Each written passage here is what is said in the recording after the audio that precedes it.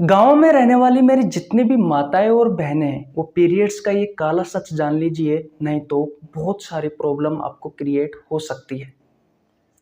बहुत सारी ऐसी महिलाएं होती है जो पीरियड्स के कारण मां नहीं बन पाती। एक जो महिला होती है उसकी ख्वाहिश होती है कि मैं भी माँ बनूं, मेरे भी लड़का हो या लड़की हो। अगर आप भी चाहते हो माँ बनना तो भैया पीरियड्स का ये जो काला सच है इसके बारे में आप जान लीजिए। और एक बात और कहना चाहूँगा कि आज से गांव में रहने वाली जितनी भी लड़कियां हैं, जितने भी महिलाएं हैं, वो कपड़े का जो यूज करती है वो आज से उस कपड़े का यूज करना बंद कर दीजिए, नहीं तो बहुत सारी प्रॉब्लम क्रिएट हो सकती है। इन्फेक्शन हो जाता है, यूट्रस कैंसर हो जाता है, ओवरी में कैंसर हो जाता है, जिससे बहुत सारी प्रॉब्लम क्रिएट होती है। तो आज से जितनी भी मेरी माताएं हैं, जितनी भी मेरी बहनें हैं, वो कपड़े का जो यूज करती है उस कपड़े का यूज करना बंद कर दो। और गांव में रहने वाली जितने भी माताएं और बहनों हैं उनके पास ये वीडियो सेंड कर दीजिए ताकि वो भी इसके बारे में कुछ सीख सके। जितनी भी हमारी जो नई बहनें हैं, जितनी भी महिलाएं हैं, वो इस चीज के बारे में जान लीजिए कि भाई पीरियड्स होते ही क्या है, पीरियड्स क्यों आते हैं, पीरियड्स में कौन कौन सी प्रॉब्लम आ सकती है। इन सारी चीज़ों के बारे में इस वीडियो में मैं आपको बताने वाला हूं।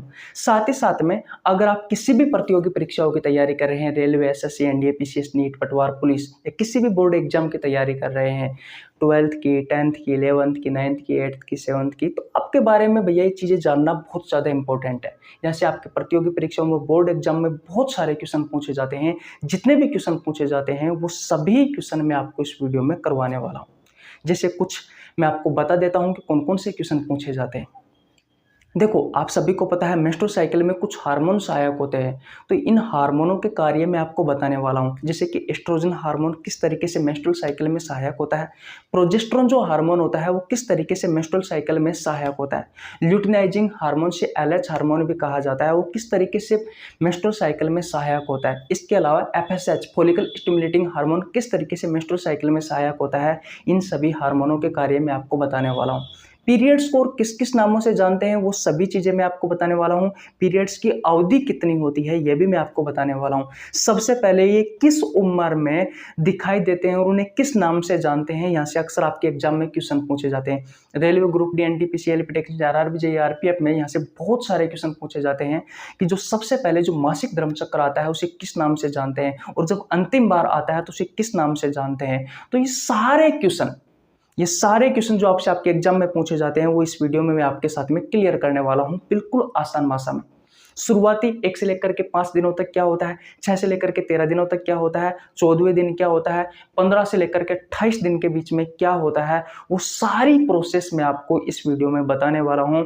बस आपको वीडियो को शुरू से लेकर के एंड तक देखना है, बहुत सारी चीजें सीखने को मिलेगी। अगर आप ऐसे व्यक्ति हो जिसको भैया मेंस्ट्रुअल साइकिल के बारे में नहीं पता है तो आंख बंद करके मेरे ऊपर विश्वास कर लीजिए। सिर्फ आधी घंटा मुझे दे दीजिए, सिर्फ 30 मिनट का मैं आपसे समय लेता हूं। 30 मिनट के बाद में, आज के बाद में आपको कोई भी प्रॉब्लम नहीं आएगी भैया मेंस्ट्रुअल साइकिल से। आइए फिर आज की क्लास की शुरुआत करते हैं भैया। सबसे पहले मेंस्ट्रुअल साइकिल को किस किस नाम से जानते हैं उसके बारे में चर्चा करते हैं। तो हेडिंग लगाते हैं भैया मेंस्ट्रुअल साइकिल, यहां से ही लगाते हैं मेंस्ट्रुअल साइकिल। इसको शॉर्ट फॉर्म में कहा जाता है एमसी। क्या कहा जाता है, एमसी कहा जाता है भैया। मेंस्ट्रुअल साइकिल को क्या कहा जाता है, एमसी कहा जाता है। ठीक है भैया। हिंदी में कहा जाता है मासिक धर्म चक्र। क्या कहा जाता है, मासिक धर्म चक्र कहा जाता है। ठीक है। इसके अलावा मासिक चक्र भी कहा जाता है। क्या कहा जाता है, मासिक चक्र भी कहा जाता है। इसके अलावा आर्तव चक्र के नाम से भी जानते हैं भैया इसे, आर्तव चक्र भी कहा जाता है। इसके अलावा पीरियड्स भी कहते हैं भैया इसे। इन सभी नामों से भैया जाना जाता है किसको, जिसे आप पीरियड्स कहते हैं, इसे मेंस्ट्रुअल साइकिल कहते हैं, एमसी कहते हैं, मासिक धर्म चक्र कहा जाता है, मासिक चक्र कहा जाता है, आर्तव चक्र कहा जाता है, पीरियड्स कहा जाता है। ये सभी एक ही नाम है भैया, है कि नहीं। तो सबसे पहले समझते हैं कि इसमें होता क्या है। देखो, किशोर अवस्था के पश्चात हर लड़की में योनि मार्ग से 3 से लेकर के 5 दिन तक लगातार ब्लीडिंग होती है। जो ब्लीडिंग होती है वो सारी प्रोसेस 1 माह तक होती है, लेकिन सिर्फ ब्लीडिंग की जो प्रोसेस है वो 3 से लेकर के 5 दिन तक होती है। 1 महीना तो हम ऐसे ही कहते हैं कि भैया पर मंथ आता है, लेकिन वास्तविकता में देखा जाए तो उसकी जो अवधि होती है, उसकी जो अवधि होती है भैया, वो कितनी होती है? वो अवधि होती है मेरे भाई 28 से लेकर के 29 दिन। हर 28-29 दिन में आपको वो ब्लीडिंग दिखाई देती है। महिलाओं में योनि मार्ग से 3 से लेकर के 5 दिन तक वो ब्लीडिंग दिखाई देती है। और अक्सर गांवों में आज भी इसी मेंस्ट्रुअल साइकिल से, इसी ब्लीडिंग से, इसी पीरियड्स से ये पता लगाया जाता है कि ये महिला प्रेग्नेंट है या नहीं है। अगर किसी माँ ये ब्लीडिंग नहीं आई तो उससे ये पता हो जाता है गांवों में आज भी कि भैया ये महिला प्रेग्नेंट है। अगर ब्लीडिंग नहीं आई तो उसका मतलब यह है कि वो लड़की, वो महिला प्रेग्नेंट है। ठीक है भैया। अगर ब्लीडिंग आती है तो उसका मतलब यह है कि भैया प्रेग्नेंट नहीं है वो महिला। तो इसकी अवधि कितनी हो गई मेरे भाई? सबसे पहले तो इसकी अवधि होती है मेरे भाई 28 से लेकर के 29 दिन। ये मेंस्ट्रुअल साइकिल, एमसी, मासिक धर्मचक्र, मासिक चक्र, आर्तव चक्र, पीरियड्स, ये सभी एक के ही नाम है। इसकी अवधि 28 से लेकर के 29 दिन होती है। इसमें क्या होता है भैया? रक्त जो होता है वो योनि मार्ग से, योनि मार्ग से 3 से 5 दिन तक, 3 से 5 दिन तक बाहर आता रहता है। 3 से 5 दिन तक बाहर आता रहता है भैया, बाहर आता रहता है। इसके बारे में भी डिटेल में बात करेंगे। यह सिर्फ लड़कियों में, महिलाओं में होता है, लड़कों में नहीं होती भैया। ये प्रोसेस किस में होती है? महिलाओं में होती है, लड़कियों में होती है। लड़कियों में कब होती है तो ये भी समझ लीजिए मेरे भाई, किशोर अवस्था के समय। किशोर अवस्था के समय एक एक चीज बहुत अच्छे से, बिल्कुल धीरे धीरे सारी चीजें हम समझेंगे। किशोर अवस्था में जब उम्र 11 से 13 वर्ष हो जाती है लड़कियों की, उस समय सबसे पहले ये मेंस्ट्रुअल साइकिल, ये पीरियड्स देखा जाता है। तब पहली बार देखा जाता है भैया। और जो सर्वप्रथम देखा जाता है भैया, जो सबसे पहले, जो सर्वप्रथम देखा जाता है, उसे कहा जाता है भैया रजो दर्शन। उसे क्या कहा जाता है? उसे रजो दर्शन कहा जाता है। और भैया ये नोट कर लीजिए, बहुत ज्यादा इंपॉर्टेंट है, क्योंकि इस रजो दर्शन से रेलवे ग्रुप डी में, एनटीपीसी में, एलपी टेक्नीशियन, आरआर, जेईई में, एसएससी में, पुलिस में, पटवार में बहुत सारे क्वेश्चन पूछे जाते हैं कि सबसे पहले जो मेंस्ट्रुअल साइकिल पहली बार आता है महिलाओं में या लड़कियों में, उसे क्या कहा जाता है? तो उसे मेरे भाई रजो दर्शन कहा जाता है। क्या कहा जाता है? रजो दर्शन कहा जाता है। ये कब आता है रजो दर्शन? कब दिखाई देता है आपको? 11 से 13 वर्ष की उम्र में सबसे पहली बार जो पीरियड्स आते हैं उसे कहा जाता है भैया रजो दर्शन। ठीक है भैया, किसी को कोई प्रॉब्लम बिल्कुल नहीं चाहिए। सबसे अंतिम बार ये कब आते हैं? जब महिला 50 से 55 वर्ष की हो जाती है तो उस समय दिखाई देता है। उसे कहा जाता है रजो निवर्ती। उसे क्या कहा जाता है मेरे भाई? उसे रजो निवर्ती कहा जाता है। ये आपकी एग्जाम के क्वेश्चन है मेरे भाई। अवधि कितनी होती है? तो 28 से 29 दिन की अवधि होती है। ठीक है। पहली बार जब आया तो उसे क्या कहा गया था? उसे रजो दर्शन कहा गया था। जब ये मासिक धर्मचक्र, ये पीरियड्स जब अंतिम बार आते हैं तो उसे क्या कहते हैं? तो उसे रजो निवर्ती कहते हैं। ये आपकी एग्जाम के क्वेश्चन है भैया, ये आपकी एग्जाम के क्वेश्चन है। बोलो, किसी को कोई प्रॉब्लम यहाँ तक? बिल्कुल नहीं होनी चाहिए। अब ध्यान से समझिए, मैंने आपको बताया था कि 28 से लेकर के 29 दिन तक, 28 से लेकर के 29 दिन इसकी अवधि होती है। ठीक है। अब हम भैया कैसे पढ़ेंगे इसे कि शुरुआती 5 दिन में क्या होता है, फिर 6 से लेकर के 13 दिन में क्या होता है, फिर 14वें दिन क्या होता है, फिर 15 से लेकर के 28 दिन में क्या होता है। ये 4 अवस्थाओं में पूर्ण होता है भैया आपका पीरियड्स।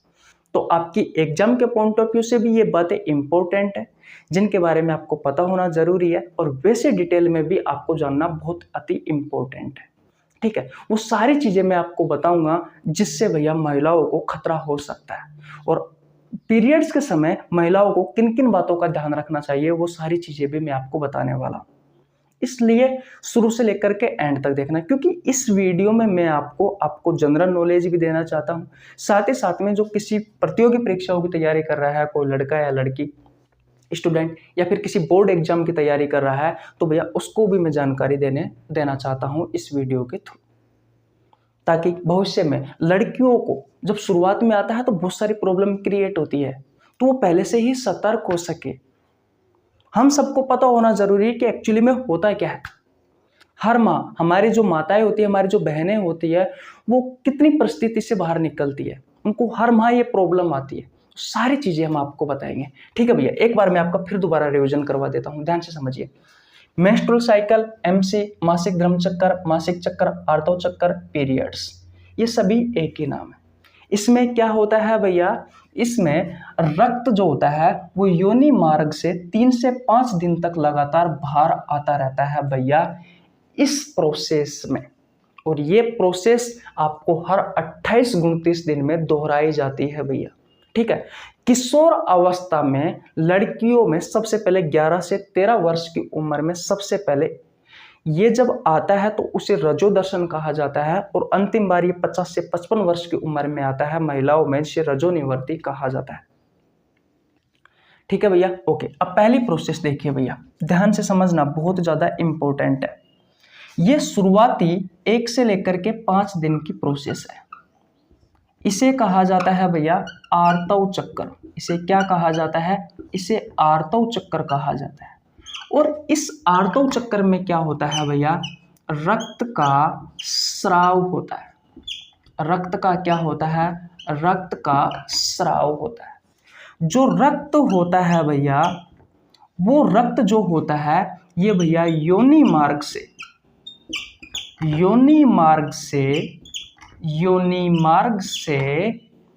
3 से 5 दिन तक लगातार बाहर आता रहता है। अब यहां से हमारा भैया एक क्वेश्चन निकल के आता है कि भैया ये रक्त एक्चुअली में कहां से आया? तो देखो भैया, एक छोटा सा डायग्राम बनाने की कोशिश करता हूं मैं।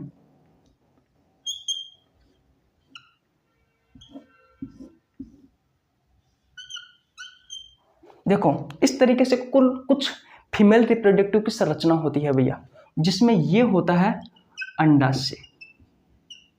ठीक है मेरे भाई, ये होता है फैलोपियन ट्यूब।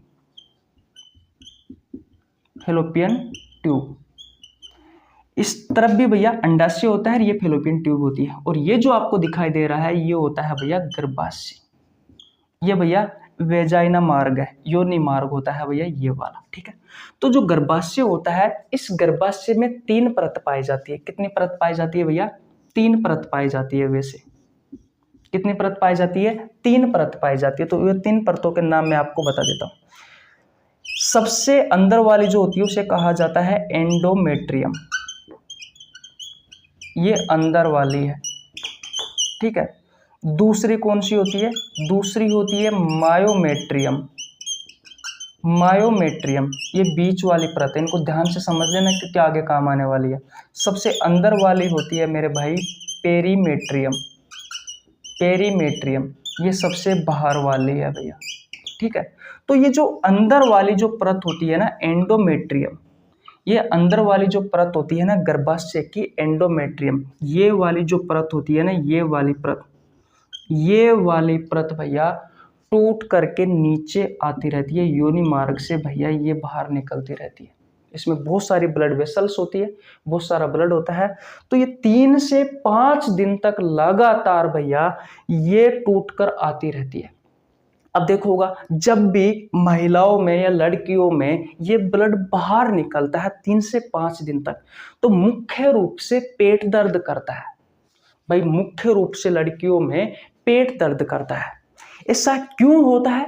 क्योंकि भैया ये जो अंदर वाली परत होती है ना, ये परत टूटती है। अब ये टूटती कैसे है? तो गर्भाशय जो होता है ना, उसमें कॉन्ट्रैक्शन होता है, उसमें सिकुड़न पैदा होती है, जिसके कारण भैया ये गर्भाशय की आंतरिक दीवार टूटती है, और जिसे टूट कर भैया 3 से 5 दिन तक लगातार ब्लड की सहायता से शरीर से बाहर आती रहती है।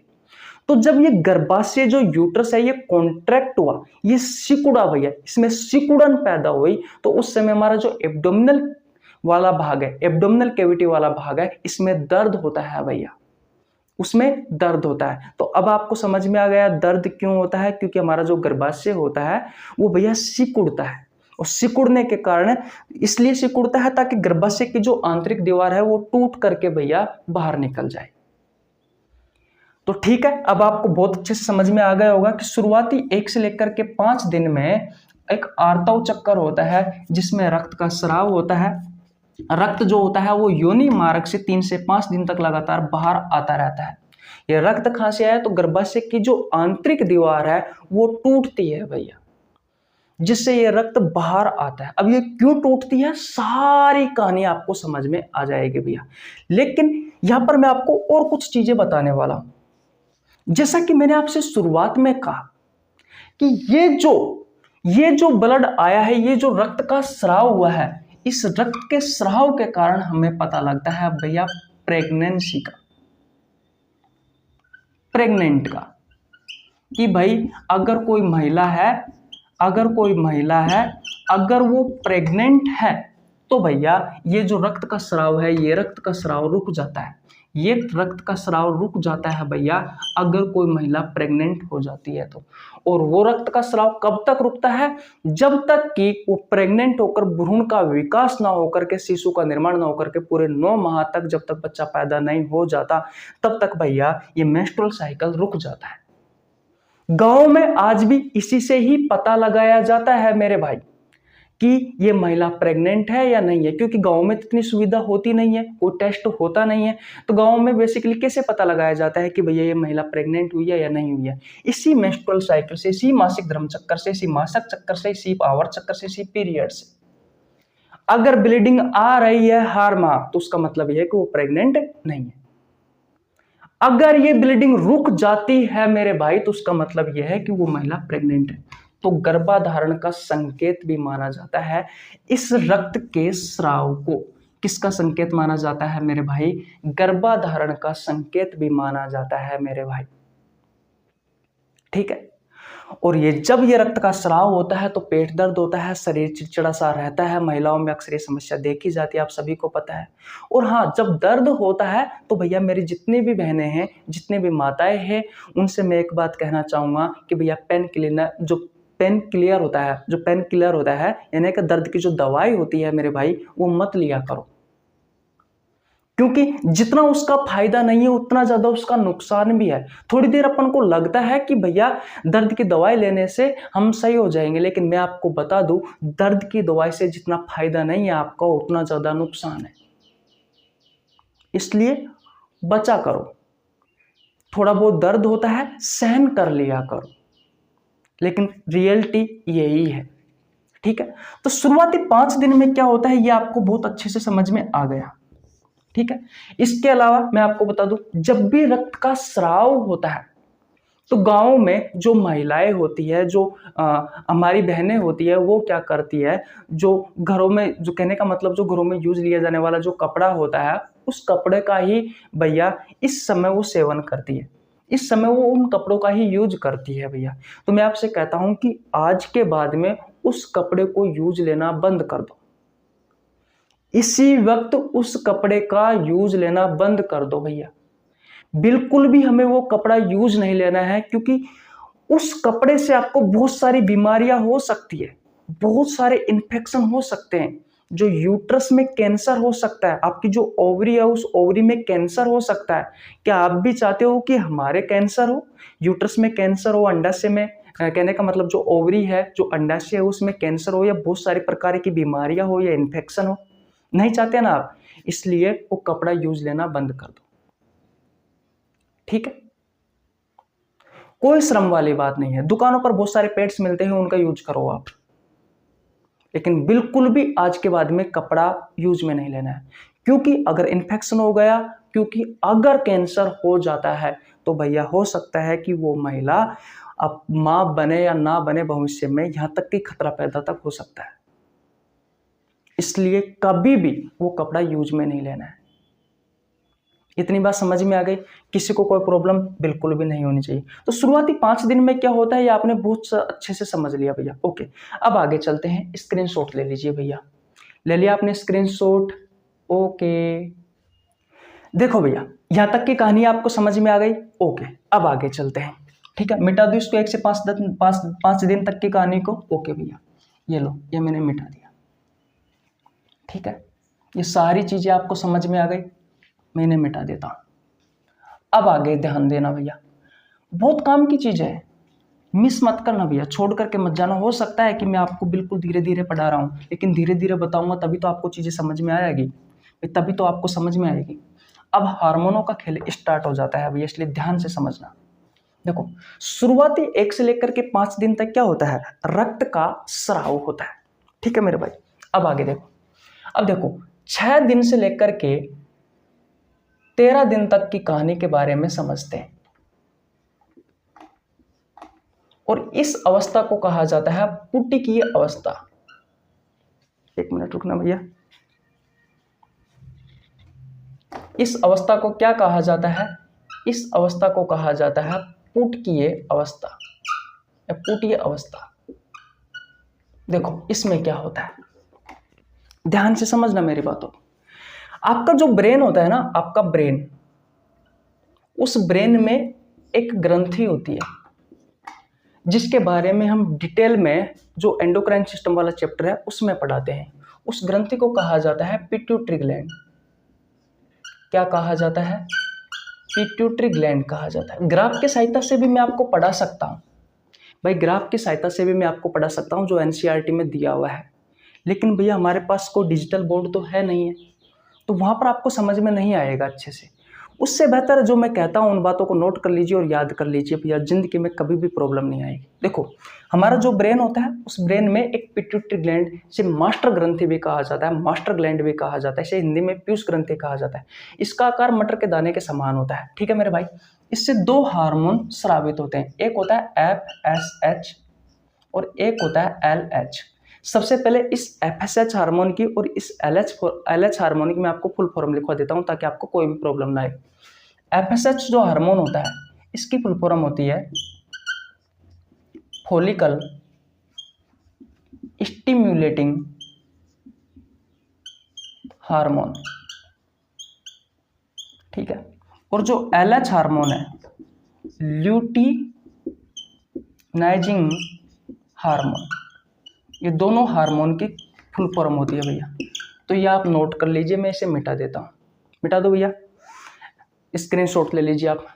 FSH की फुल फॉर्म क्या होती है? फॉलिकल स्टिमुलेटिंग हार्मोन और ल्यूटिनाइजिंग हार्मोन। ये दोनों हार्मोन कहाँ से स्रावित होते हैं? पिट्यूटरी ग्लैंड से। पिट्यूटरी ग्लैंड कहाँ होती है? आपके ब्रेन में होती है, आपके मस्तिष्क में होती है। अब ध्यान से समझिए, ये जो FSH हार्मोन है, सबसे पहले इसका स्राव होगा, इसका स्राव होगा। अब ये क्या करता है भैया? देखो आपका जो अंडाशय होता है, महिलाओं में जो अंडाशय पाया जाता है, इस अंडाशय में जब लड़की या महिला मां के पेट में होती है, उस समय अंडाशय में पुटक का निर्माण होता है। किसका निर्माण होता है? अंडाशय में पुटक का निर्माण होता है भैया, पुटक का निर्माण होता है। पर जैसे ही उस बच्चे का जन्म हो जाता है, उस लड़की का जन्म हो जाता है, तो ये पुटक की जो ग्रोथ है भैया वो एकदम रुक जाती है। और वो कब तक रुकती है? जब तक कि वो लड़की किशोर अवस्था में ना आ जाए तब तक, जब तक वो 11 से 13 वर्ष की ना हो जाए तब तक। ये पुटक क्या है तो मैं आपको बता दूं, इसी पुटक से ही अंडा बनता है भैया, अंडाणु बनता है। इसके बारे में आपको पता होना जरूरी है। ठीक है, तो जैसे ही वो किशोर अवस्था में आना स्टार्ट हुई वो लड़की, 11 से 13 वर्ष में पहुंची वो लड़की, तो भैया आपके ब्रेन में पाए जाने वाले पीयूष ग्रंथि है, पीयूष ग्रंथि से ये FSH हार्मोन निकलता है। और ये क्या करता है भैया, ये जो पुटक का निर्माण हुआ है इस पुटक में ग्रोथ करवाता है भैया, इसमें वृद्धि करवाता है। इसमें क्या करवाता है मेरे भाई, वृद्धि करवाता है इस पुटक में। जिससे क्या होता है, जिससे आपने सुना होगा प्राथमिक पुटक का निर्माण होता है। प्राथमिक पुटक जिसे हम 1 डिग्री से लिखते हैं, द्वितीयक पुटक जिसे हम 2 डिग्री से लिखते हैं, ठीक है। तृतीयक पुटक, इनका निर्माण होता है। अब इसमें क्या होता है, प्राथमिक द्वितीयक तृतीयक में अलग अलग परतों का निर्माण होता है। तो यहाँ पर आपको पढ़ने की आवश्यकता नहीं है, जिसके बारे में हम सीखने के लिए आए हैं सिर्फ उस बात पर ध्यान दीजिए। मैंने आपसे कहा कि अंडाशय में पुटक का निर्माण होता है। जब हम माँ के गर्भ में होते हैं उस समय ही भैया इस पुटक का निर्माण होना स्टार्ट हो जाता है। लेकिन जैसे ही जन्म हो जाता है उसके बाद में ये एकाएक रुक जाता है भैया इस पुटक के में ग्रोथ होना। उसके बाद में किशोर अवस्था आएगी, एफएसएच हार्मोन आएगा, तब भैया इस पुटक में क्या होगी, ग्रोथ होगी, वृद्धि होगी, जिससे प्राथमिक पुटक, द्वितीयक पुटक और तृतीयक पुटक का निर्माण होगा। ठीक है भैया, इतनी बात क्लियर है। और ये जो पुटक होते हैं ये एस्ट्रोजन हार्मोन का, ये एस्ट्रोजन हार्मोन का स्राव करते हैं भैया, एस्ट्रोजन हार्मोन का स्राव करते हैं। और ये एस्ट्रोजन हार्मोन क्या करता है, गर्भाशय की जो आंतरिक परत थी, गर्भाशय की जो आंतरिक परत थी, अंदर वाली परत जिसे हमने एंडोमेट्रियम कहा था, एंडोमेट्रियम कहा था, वो एंड्रियोमेट्रियम को बनाने का काम करती है, को बनाने का काम करती है, को बनाने का काम करती है। क्योंकि पहली अवस्था में हमने देखा कि रक्त का जो स्राव हो रहा था उसमें गर्भाशय की जो आंतरिक दीवार थी, जो एंडोमेट्रियम था, वो भैया टूट टूट कर भैया योनि मार्ग से हमारे शरीर से बाहर निकल रहा था शुरुआती 1 से लेकर के 5 दिन में। बोलो निकल रहा था या नहीं निकल रहा था, निकल रहा था भैया। इसलिए गर्भाशय की जो आंतरिक दीवार है एंडोमेट्रियम है भैया, वो एंड्रियोमेट्रियम नष्ट हो चुकी थी। अब एंडोमेट्रियम का निर्माण होना स्टार्ट हो जाता है। वो कौन सा हार्मोन करता है, वो एस्ट्रोजन हार्मोन करता है मेरे भाई, वो एस्ट्रोजन हार्मोन करता है। बोलो किसी को कोई प्रॉब्लम बिल्कुल नहीं होनी चाहिए। तो शुरुआती 1 से 5 दिन तक रक्त का स्राव हुआ, जिसमें गर्भाशय की जो आंतरिक दीवार है एंडोमेट्रियम वो नष्ट हो गई थी। अब दोबारा क्या हुआ, आपके ब्रेन जो है उस ब्रेन में पाए जाने वाली जो पिट्यूटरी ग्लैंड है उसने एफएसएच हार्मोन का स्राव किया, जिसके कारण पुटक में ग्रोथ हुई, प्राथमिक द्वितीयक तृतीय पुटक का निर्माण हुआ। और इस पुटकों से एस्ट्रोजन हार्मोन का स्राव हुआ भैया, जिसके कारण गर्भाशय की जो एंडोमेट्रियम है उसको बनाने का काम ये एस्ट्रोजन हार्मोन ने स्टार्ट कर दिया। बोलो, तो ये काम होता है भैया मेरे भाई शुरुआती 6 से लेकर के 13 दिन में। नोट कर लीजिए, नोट कर लीजिए भैया, ठीक है। अब देखो ये जो ल्यूटिनाइजिंग जो हार्मोन होता है, अब मैं आपको 14वें दिन की प्रोसेस बता रहा हूं, चलो मैं उसमें ही बता दूंगा। बोलो यहां तक की कहानी आपको समझ में आ गई? बोलो किसी को कोई प्रॉब्लम यहां तक? बिल्कुल नहीं होनी चाहिए, बिल्कुल नहीं होनी चाहिए। एक साथ में भैया 2-2 3-3 प्रोसेस होती रहती है। अंडाशय में, आपके गर्भाशय में कुछ हार्मोन काम करते हैं एक साथ में, तो उन चीजों के बारे में आपको पता होना जरूरी है। आप तो जैसे मैं आपको सिखा रहा हूं वैसे याद कर लीजिए, कभी भी कोई सा भी क्वेश्चन नहीं छूटेगा, ये मेरी गारंटी है। बोलो इतनी कहानी आपको समझ में आ गई? किसी कोई प्रॉब्लम बिल्कुल नहीं चाहिए। अब भैया मैं इन्हें मिटा देता हूँ, मिटा दूं और आगे चलते हैं। मिटा दूं, ओके। अब देखो भैया 14वें दिन क्या होता है, ध्यान से समझना मेरे भाई। 13 दिन की कहानी समझ में आ गई, 13 दिन तक की कहानी समझ में आ गई, क्या होता है क्या नहीं होता है भाई। 6 से लेकर के 13 दिन तक ये जो एंडोमेट्रियम है ये भैया बनना स्टार्ट हो जाती है वापस। अब देखो 14वें दिन क्या होता है, अब देखो भैया 14वें दिन क्या होता है, ओके। अब देखो ये रही भैया 14वें दिन की कहानी। 14वें दिन क्या होता है, तो भैया अंडोत्सर्जन की प्रक्रिया होती है, अंडोत्सर्ग की प्रोसेस होती है, अंडोत्सर्ग की प्रोसेस होती है। इसे ओव्यूलेशन कहा जाता है, ओव्यूलेशन कहा जाता है। ये प्रोसेस होती है 14वें दिन। इसमें क्या होता है, अंडाणु बाहर निकलता है। पहले समझिए, आपका जो ब्रेन है भैया, उस ब्रेन में कौन सी ग्रंथि थी, तो पिट्यूटरी ग्लैंड थी, इसे पीयूष ग्रंथि भी कहा जाता है, पिट्यूटरी ग्लैंड थी। इस पिट्यूटरी ग्लैंड ने दो हार्मोनों का स्राव किया, एक एफएसएच और एक एलएच। तो एफएसएच का कार्य मैंने आपको बता दिया, पुटक की ग्रोथ करवाता है, और फिर भैया प्राथमिक द्वितीयक तृतीयक पुटक का निर्माण होता है, और फिर इन पुटकों से एस्ट्रोजन हार्मोन निकलता है, और वो एस्ट्रोजन हार्मोन क्या करता है, गर्भाशय की जो आंतरिक दीवार है उसको बनाने में सहायक होता है। अब ये जो एलएच हार्मोन है, ये एलएच हार्मोन क्या करता है भैया, ये अंडोत्सर्ग की प्रोसेस में सहायक होता है। जो अंडोत्सर्ग होगा, जो अंडे का अंडा जो है वो अंडाशय से बाहर निकलेगा, उसमें सहायक होता है। तो मैं लिख देता हूं कि ये भैया अंडोत्सर्ग में सहायक होता है, सहायक होता है। देखिए जो पूटक था भैया, अरे भैया जो आपका पूटक था, अब ये पूटक क्या होगा, फट जाएगा। अरे भैया प्राथमिक द्वितीयक तृतीयक पूटक के बारे में मैंने आपको बताया है। फिर ये जो पूटक है भैया, ये प्राथमिक द्वितीयक तृतीयक, प्राथमिक द्वितीयक फिर तृतीयक, तो तृतीयक जो पूटक है भैया वो फट जाता है। अब फटने के कारण इसमें से अंडा बाहर निकलता है, अंडा एग बाहर निकलता है भैया, ठीक है। और ये अंडा बाहर निकल करके कहाँ आ जाता है, ये भैया फैलोपियन ट्यूब में आ जाता है, ये फैलोपियन ट्यूब में आ जाता है। ये अंडोत्सर्ग की प्रोसेस किसकी सहायता से हुई, इस ल्यूटिनाइजिंग हार्मोन की सहायता से हुई। किसकी सहायता से हुई मेरे भाई, इस ल्यूटिनाइजिंग हार्मोन की सहायता से हुई, ठीक है। कोई प्रॉब्लम, बिल्कुल किसी को कोई प्रॉब्लम बिल्कुल नहीं हुई। इसमें क्या होता है, ये ल्यूटिनाइजिंग जो हार्मोन एलएच हार्मोन है, इसका स्तर बढ़ जाता है, इसका स्राव बढ़ जाता है, जिसके कारण क्या होता है, इससे प्रेरणा मिलती है कि जो पूटक है वो पूटक फट जाते हैं, और फटने के बाद में इस पूटक से ये अंडाणु बाहर निकलते हैं, और ये अंडाणु बाहर निकलकर कहाँ जाते हैं, फैलोपियन ट्यूब में। आइए डायग्राम की सहायता से समझते हैं। ये क्या है, ये फीमेल रिप्रोडक्टिव सिस्टम है, ठीक है। ये क्या है, ये भैया अंडाशय है, और इस अंडाशय में क्या थे, पूटक, और इन पूटक, ये पूटक जब फटे तो इससे किसका निर्माण हुआ, अंडा का, एग का निर्माण हुआ, और ये एग भैया इस अंडाशय से कहाँ गए, इस फैलोपियन ट्यूब में आ गए।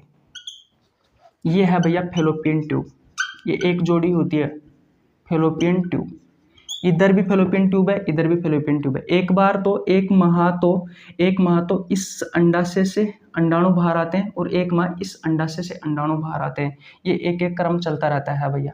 तो मान लीजिए इस बार इससे आया है, ठीक है।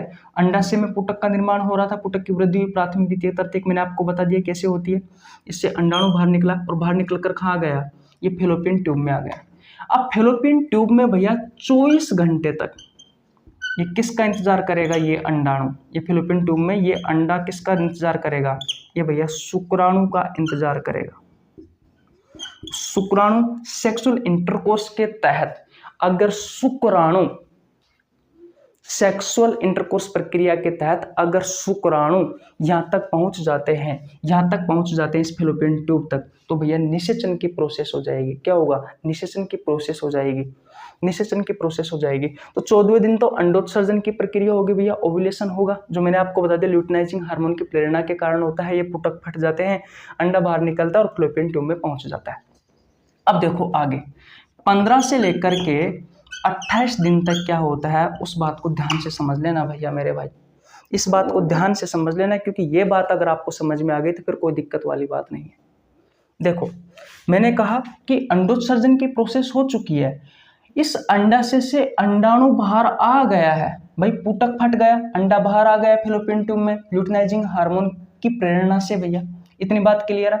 सेक्सुअल इंटरकोर्स हुआ। अब देखो यहाँ पर दो प्रोसेस होती है, यहाँ पर कितनी प्रोसेस होती है, 2 प्रोसेस होती है। तो पहली प्रोसेस देख लीजिए भैया, पहली प्रोसेस में क्या होता है, तो पहली प्रोसेस में क्या होता है, सेक्सुअल इंटरकोर्स की प्रक्रिया हुई, तो जिसके तहत शुक्राणु क्या होते हैं भैया, इस फैलोपियन ट्यूब तक आ जाते हैं। तो भैया ये अंडाणु और ये शुक्राणु जो है, अंडाणु और जो शुक्राणु है मेरे भाई, ये आपस में जुड़ जाएंगे और इनके बीच में फर्टिलाइजेशन की प्रोसेस हो जाएगी।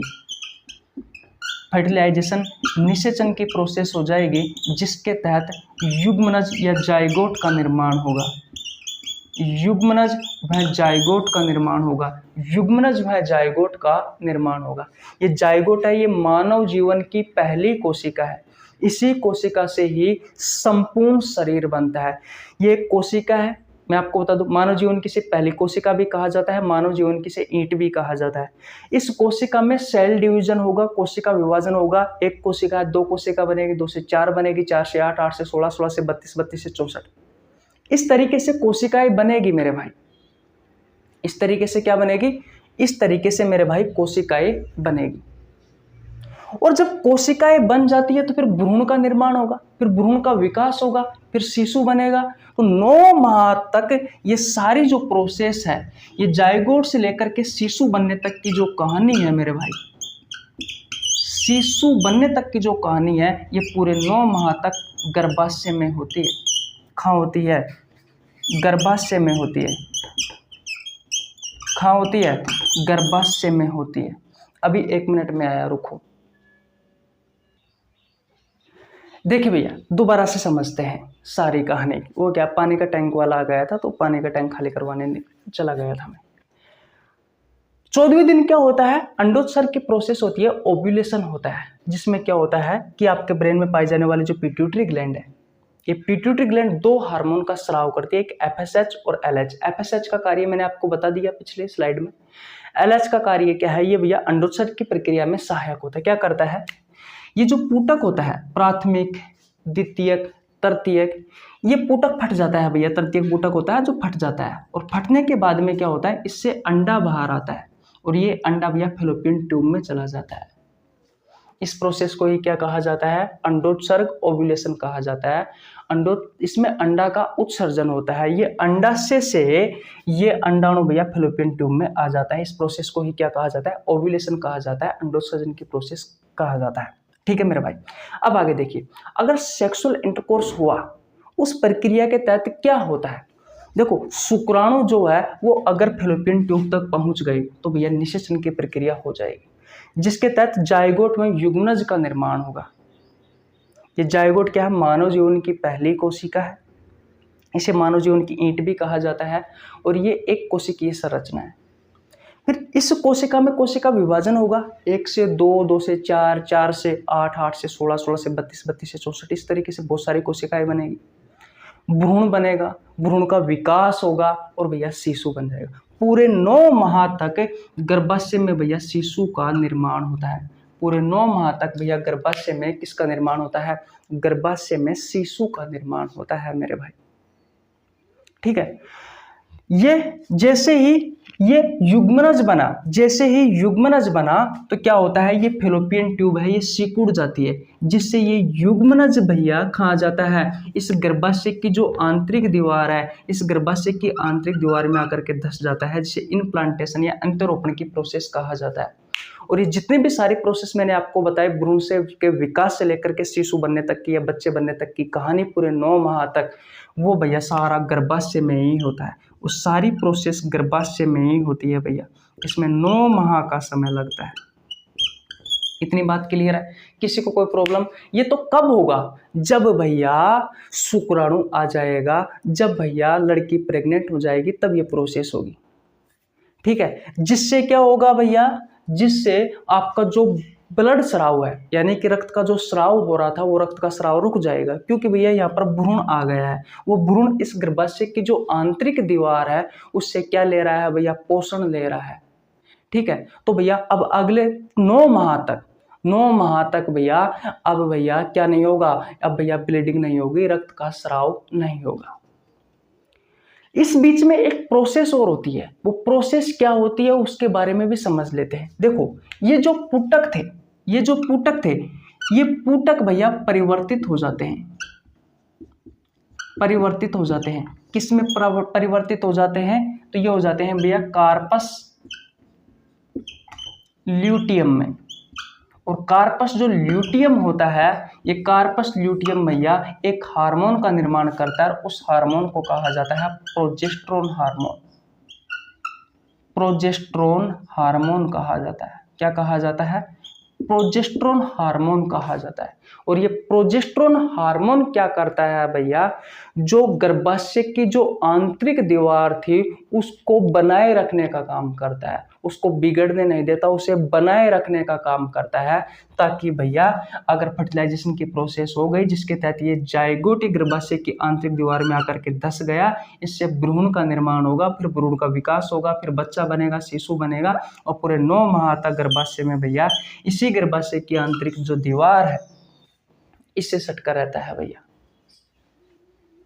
ठीक है, इसी प्रोसेस में एक प्लेसेंटा माँ और बच्चे के बीच में एक गर्भनाल का निर्माण होता है, जिसके तहत माँ भोजन उपलब्ध कराती है भैया ब्लड की सहायता से उस प्लेसेंटा तक, प्लेसेंटा से उस शिशु को ब्लड की सहायता से, जैसे कि oxygen, glucose, vitamin, waters, ions, minerals, वो सभी चीजें उपलब्ध देती है भैया प्लेसेंटा की सहायता से। खैर छोड़ो, वो चीजें एक अलग है। लेकिन ये तो पहली कंडीशन हो गई भैया, भाई ये तो पहली कंडीशन हो गई, अगर फर्टिलाइजेशन की प्रोसेस हो गई, शुक्राणु आया तो ये सारी प्रोसेस होगी मेरे भाई। लेकिन शुक्राणु नहीं आया उस कंडीशन में क्या होगा, शुक्राणु नहीं आया उस कंडीशन में क्या होगा, ये जो अंडाणु इस फिलोपियन ट्यूब में है, ये अंडाणु भैया जैसे ये फिलोपियन ट्यूब सिकुड़ी और ये कहाँ जाता है भैया, गर्भाशय की आंतरिक दीवार में आकर के इसके साथ चिपक जाता है। कौन सा, ये अंडाणु।